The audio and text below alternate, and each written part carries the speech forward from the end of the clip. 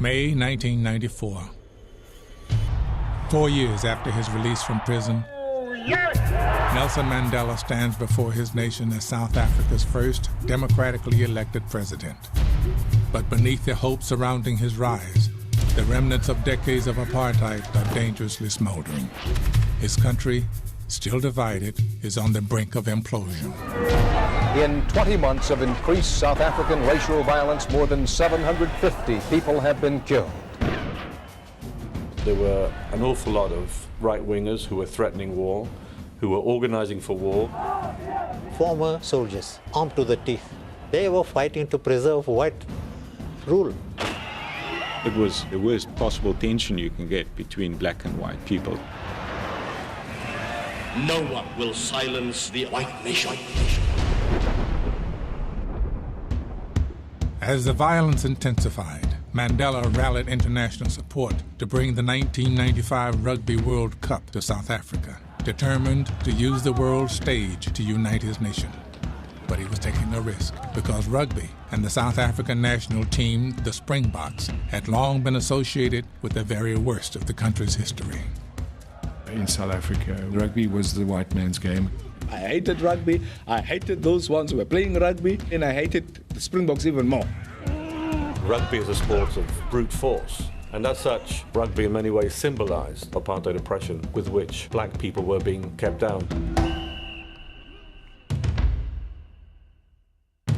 But now the man called Madiba by his followers was set on making peace with his former oppressors. He would become a rugby fan, but convincing black South Africans to stand behind the long-hated Springboks would not be easy. You see this cup that I'm wearing? I ask you all to stand up behind them because they are our pride.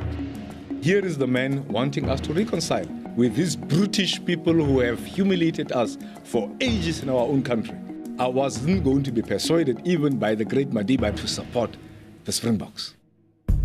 As the World Cup approached, Mandela repeated his message of one team, one country in townships and villages across South Africa. Moved by Mandela's support, the Springbok players visited the Robben Island prison, where Mandela had been jailed for nearly 3 decades. You go to the cell and you realize he sat here for how many years? And I remember James Small standing in the corner and there were tears running down his cheeks. It was quite amazing to experience just for a few moments what a man experienced for a lifetime. You didn't really understand how big this whole thing was until we saw that. That also made us realize that, what we were doing was a little bit more than just playing a game. That's the end of the game. Well, who would have believed that South Africa would beat Australia, world champions? The underdog Springboks, newly inspired, began a magical run through the tournament. And that's it. South Africa have beaten France in this World Cup semi-final. But as the team advanced, something even more improbable happened. Black South Africans started to stand behind the national team. We started realizing that, this is our country, this is our brothers, we all have to be behind them. People understood that we're a fledgling democracy, we're on show together. Please show the world that we're doing all right. One team, one country. That was Mandela's vision. And on the morning of the final game, blacks and whites alike were swept up into a shared frenzy of excitement. As Mandela drove to Ellis Park Stadium, he saw firsthand what just weeks ago had been unimaginable. We had a lot of white people driving past us, hooting and fists out of and normally you'd have the fists out of anger, but these were fists of jubilation. On all the lights, on all the freeways, you had these enormous flags. Everywhere was just the World Cup, the World Cup. Beneath the stadium, the Springboks prepared, knowing they would never play a more important game. Moments before they took the field, the silent tension in the locker room was broken. The door opened, and in walked Nelson Mandela. Nobody knew they was coming to visit us. He walks in and he's beaming. Here's the #1 citizen of our country, a black man. wearing a Springbok jersey. Never in our wildest dreams did we ever expect him to wear Springbok on his heart. It was a very, very strong motivator in terms of where we were going and what we had to achieve. We now down to the big game, and the two great rivals of New Zealand and South Africa out in the middle at Ellis Park. Tied 12-12 after regulation, the match remains one of the epic finals in rugby history. As play headed to overtime, Mandela sat in the president's box, his great experiment hanging in the balance. Van der Westhuizen, Stransky looks for the drop. Has he got it? Yes, it's over. That is it. The final whistle then. South Africa win this Rugby World Cup final. And what a dramatic finish for the host country. I don't think I've ever seen so many grown men on the rugby field cry.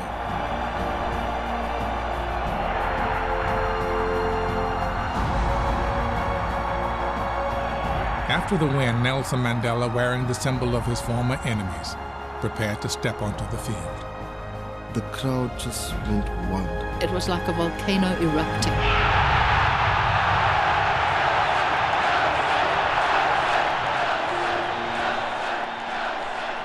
I'm trying to understand what the chant is. I realized that these white South African people who were chanting their president's name. This is Nelson. Nelson, Nelson. Nelson, Nelson. Nelson, Nelson. It was one voice. I never thought that we would hear that at a rugby stadium. At the time, I think it was just fantastic. We didn't know what hit us. I mean, it was just the most phenomenal. It was really quite incredible. The image of a joyous Mandela celebrating with the national team was mirrored in every corner of the once broken country. South Africans at last were rejoicing as one. Then we had 65,000 South Africans here today. Tremendous support. David, we didn't have 60,000 South Africans. We had 43 million South Africans.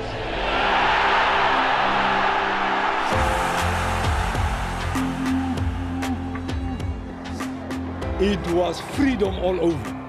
The moment that the cup was handed over to Madiba, I told myself, these are people that I have to build this country together.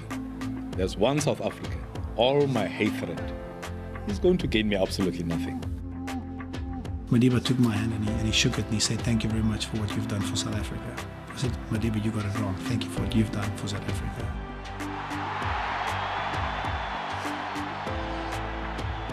I think it was great vision from the man to have used that opportunity to make us see each other as human beings.